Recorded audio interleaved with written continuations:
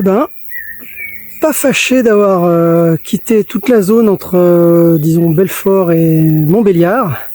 Même si marcher le long du canal était plutôt sympa, c'était quand même plutôt droit. Et puis il y a une voie verte dans le goudronné. Je suis assez satisfait de retrouver des paysages de campagne qui ressemblent un peu à ce qu'on connaît par chez nous. Il me reste encore une bonne dizaine de kilomètres à faire. Comme je vous l'avais dit, grosse étape. Donc je vais faire un petit stop dans l'intervalle pour reprendre des forces et finir mon ascension finale. Ça doit être dans les collines que vous voyez au fond là-bas. Pour la nuit. Ciao. Ici court la légende d'une jeune fille, Halima, enlevée par un sarrasin qui l'emportait sur son cheval. En approchant des falaises dominant le bas des fonds, elle voulut y embrasser la mort, mais une arche prodigieuse, érigée par une puissance surhumaine, porta ses pas alors que le sarrasin fut précipité dans le vide.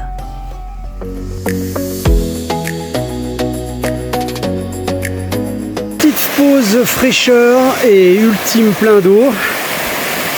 Il est la toute fin d'après-midi, j'en ai ras les pattes. Je rejoins mon lieu de bivouac. À demain.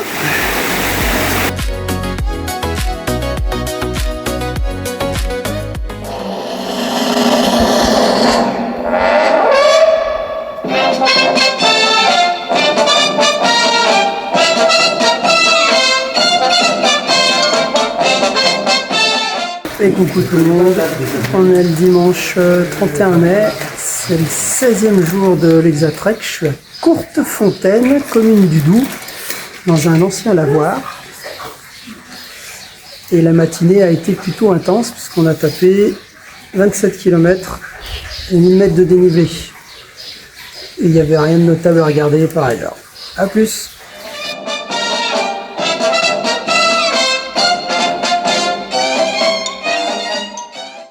C'est bien connu, on n'a peur que d'une chose, c'est que le ciel nous tombe sur la tête. Et ben les amis,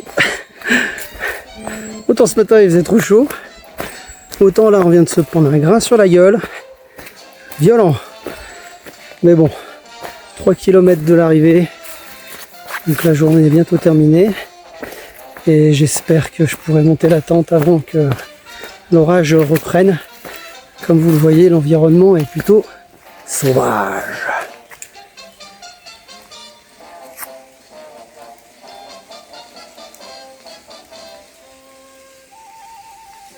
À plus tard.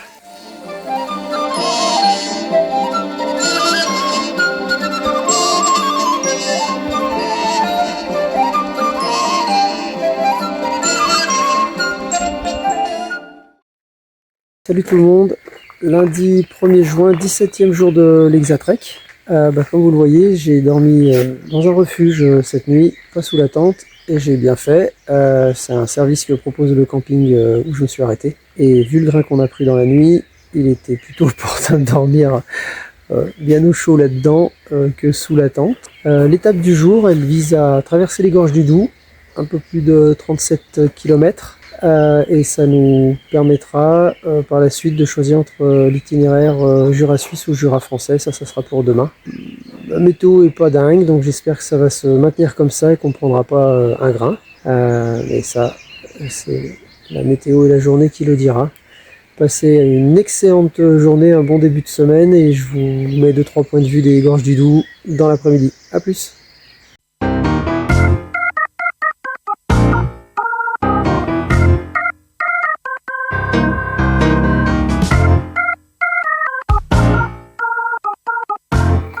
Hello, et on y est en direct des gorges du Doubs et ça se passe plutôt bien, la météo est cool et le site est super sympa. A plus.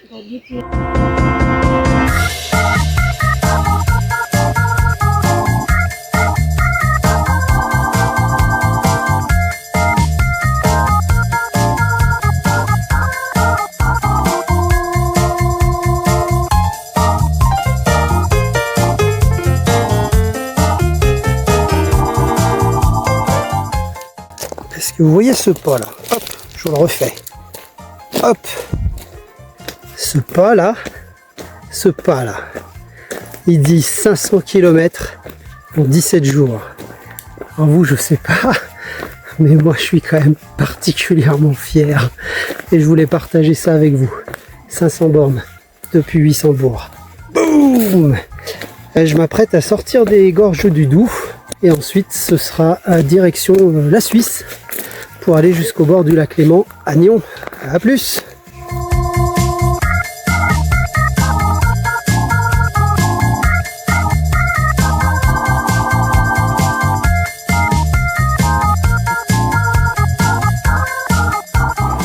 Barrage Châtelot, ça claque et c'est pour ça que le Doubs il est plus sauvage du tout.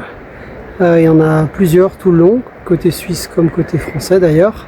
Je suis à moins de 2 km de mon bivouac, donc je voulais finir ma journée là-dessus et je vous dis à demain, ciao.